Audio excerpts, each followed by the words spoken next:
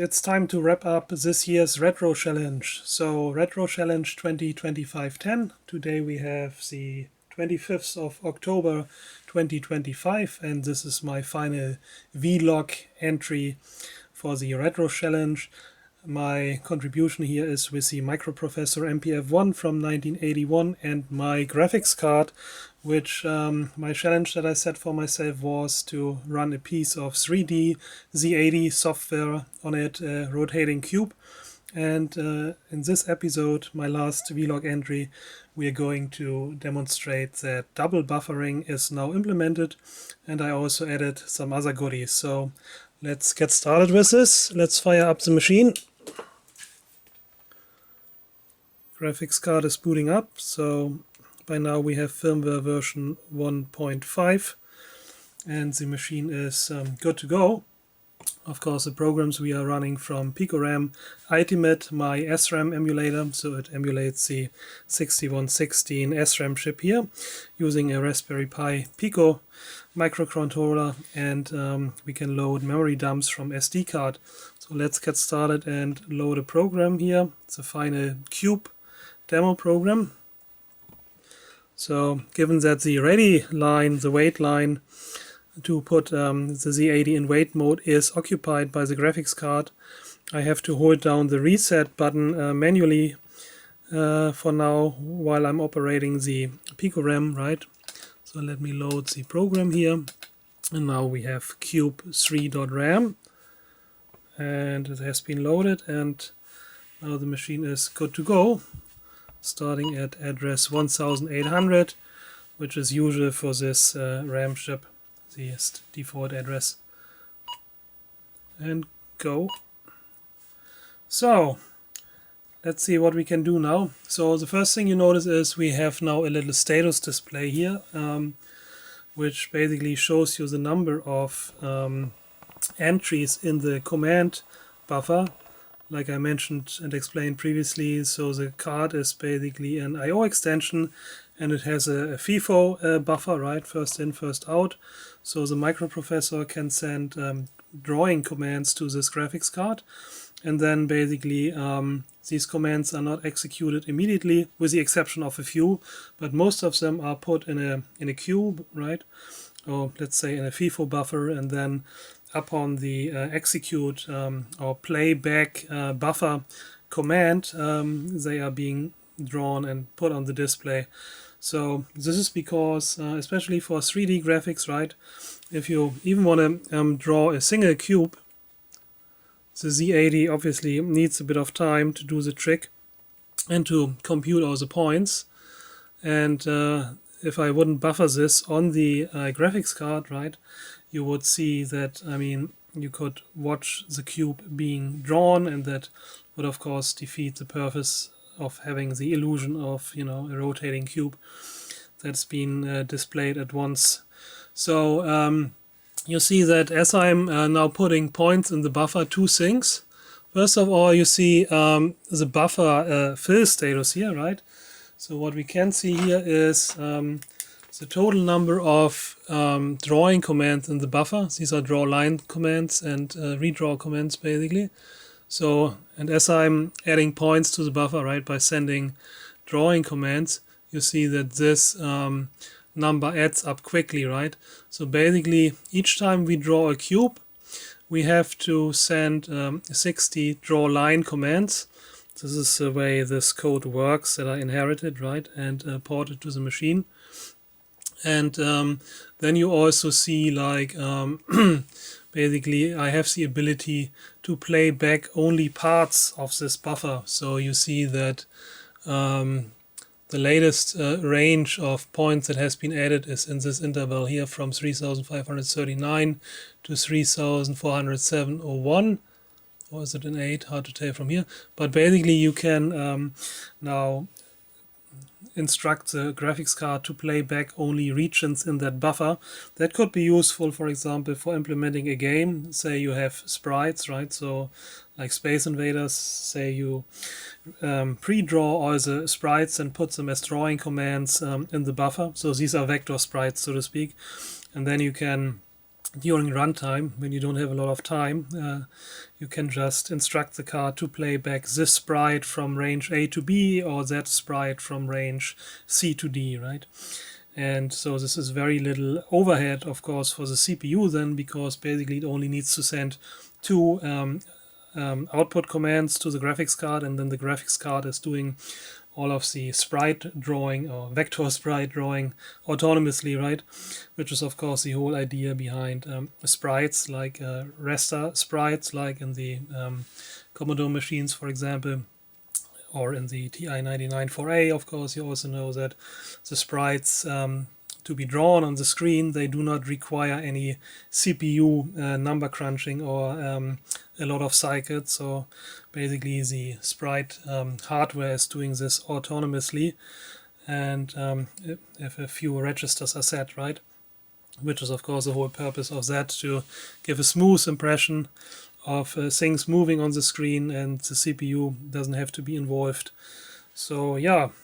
And another thing you notice here is I have a 1 here, and that means basically you see there's no more flickering, right? So I implemented double buffering now, and so we can see if we play this back now using data as a playback button, that it gives a nice flicker-free playback experience of the cube. And if we turn off double buffering, I have a key for this too, the PC key. So now I turned it off and I can play it back again. Then you see this is how it would look without double buffering, right? So in a sense, there's of course always a little bit of buffering, so to speak, like I said, right? Because the cube, one cube is not being drawn unless all its lines, all its points have been computed and sent already to the to the graphics card from the microprocessor, and it's waiting for the enter draw object command, so to speak, right? Turn it back on. But that way now we are playing back the whole command buffer basically on the graphics card. What we are seeing here does currently not require any microprocessor or Z80 intervention, right? So basically all it does is it plays back its graphics commands queue, its buffer, right, on the card. And so you see that this takes a lot of memory already, right? So even for this little sequence here, we need 4690, is it 8 bytes. So yeah, more than 4 kilobytes already. And the little AVR chips, of course, doesn't have more than 16 kilobytes of SRAM for this. So currently the buffer is at 8192 bytes, and this allows us to still, you know, add some more points to this. So by the way, here you see now basically how long it takes for the microprocessor to compute one frame, right? So if we wouldn't have the playback capability from the graphics card buffer, right, we would get animations of the cube that would run at this speed max. Yeah? But given that we have this buffer, the card, and then you basically, now you see that the buffer is full, right, because we are at 8192, and then the whole thing doesn't allow you to, doesn't receive any points anymore, but we can still play back basically. So in previous versions of the firmware it would just crash, right? That's no longer the case. So this is as long a movie you can make with the memory available. Let me turn on double buffering again. And yeah, so we don't have more memory. Also, to implement double buffering, little bits of pieces of info here. So I'm using the Adafruit graphics library, right? And the way you implement double buffering is you create a canvas object, and instead of drawing directly to the TFT display, you draw onto the canvas, right? And the canvas is just a bitmap, so all the graphics commands from the library that would usually operate on the screen, on the display object, on the TFT object, also work on the canvas. And when you are ready, you can copy over the bitmap from the canvas onto the TFT, the display buffer. However, this is extremely slow in the Adafruit graphics library. So without basically a merge request, which I found by another user of this library who had encountered the same issue and who had implemented a drawBitmapFast routine, I would not have been able to run the animation at that speed. So it would literally take like 1 or 2 seconds for each frame otherwise to update. And this after having increased the SPI bus frequency basically to the max. I think I set it to 16 million. The SPI speed. I'm not exactly sure how this relates to CPU frequency, but the AVR is of course clocked at 16 megahertz, so the SPI clock is also at that 16 megahertz value, whatever that means in terms of bus frequency. And yeah, so that's that. I hope that so this merge request or pull request, I think it's called on GitHub, is already 2 years old by now. I hope that Adafruit pulls this in and merges this with their official branch. But if you Google for this, right, drawBitmap, Adafruit, graphics lib, very slow, then you find discussions about this issue and also the merge request, a pull request that this user created for the Adafruit GitHub repo that has the drawBitmapFast improvement, which I'm using here.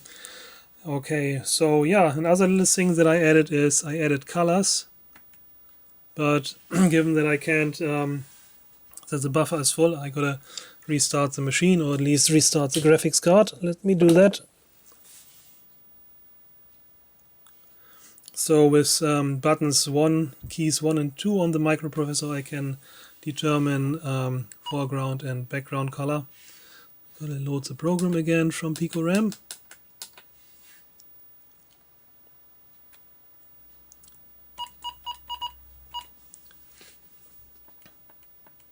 And now with 1, I can change the foreground color.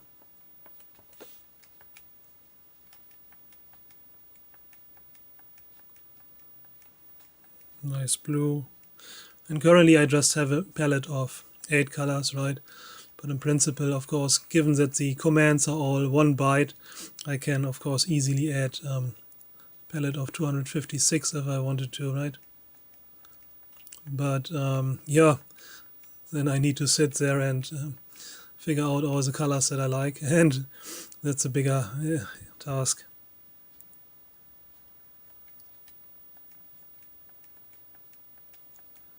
Yeah, and these change color commands, they are also just buffered basically. So if we play that back, if I remember correctly, then we should be able to just, see the different colors as well on the screen while it's playing back its command buffer, the graphics card. Oh yeah, I like the blue. And then yes, so I like this. Or maybe make it yellow, then it looks like the default colors on the CPC 464, my first 8-bit computer, 1985, which had this nice sky blue background color, and then BASIC and the OS just booted up in yellow. Okay, let's play that back. You see it's changing colors as it's rotating. And there you see basically that the copy bitmap fast basically is still kind of slowish. You can clearly see that the fill screen command, right, which is doing its job as quickly as it can, is taking some time, like almost like 250 milliseconds or something like this. Which is not great, right, for animations. And that applies to copy bitmap as well. So I think there's probably potential to also, and this is without the canvas buffering, you see it's much faster, right?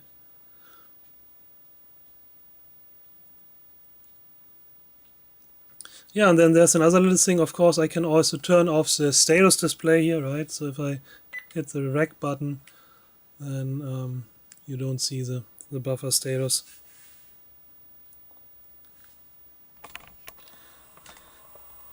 Yeah, alright, so that was my RetroChallenge 2025 contribution. I hope you enjoyed it, and I think that's all I have to share for now. So I'm going to put the code as well as the firmware for the graphics card, etc. Create a GitHub repo for this eventually. I still want to make a proper PCB for the graphics card, so this is why one of my YouTube friends asked me, can I build your graphics card? And I said, well, in principle, yes, but you still have to wait a couple of weeks, months. I'll probably not get started with this until next spring. But the reason is, so this is really a PCB I created for the Amstrad CPC. Originally, that was the Lambda Speak FS speech synthesizer for the Amstrad CPC, and also the backplane I created this for the Amstrad CPC. And then I just built a bus adapter, right? So, I mean, for all I/O extension cards, if they are Z80, of course, they have the same signals, right? And you need address decoding and all of this. So, just but the layout is different, so I created this bus adapter for the Microprofessor. Here's a bus adapter to the CPC bus, and then I can just use CPC expansion cards for this on the Microprofessor, but of course I need to do the address decoding differently, right? So there's a GAL here which does the address decoding and the bus handling, and so that I needed to reprogram, but then at least the address decoding logic and was a good basis just for this project, right? Rather than having a breadboard. So yeah, but eventually I'm going to make a real proper Microprofessor PCB that also then doesn't require the bus adapter to the CPC backplane and so on. Alright, but this is still a little bit out, and yeah, I really enjoyed this year's RetroChallenge, and thanks to the organizers for still doing this, even though this year we don't have a lot of participants, right? But it's certainly fun to participate. And here we have a little glitch because I wiggled around the bus, right? So something got confused. So let's do one more round and then say goodbye. Load the cube program one more time.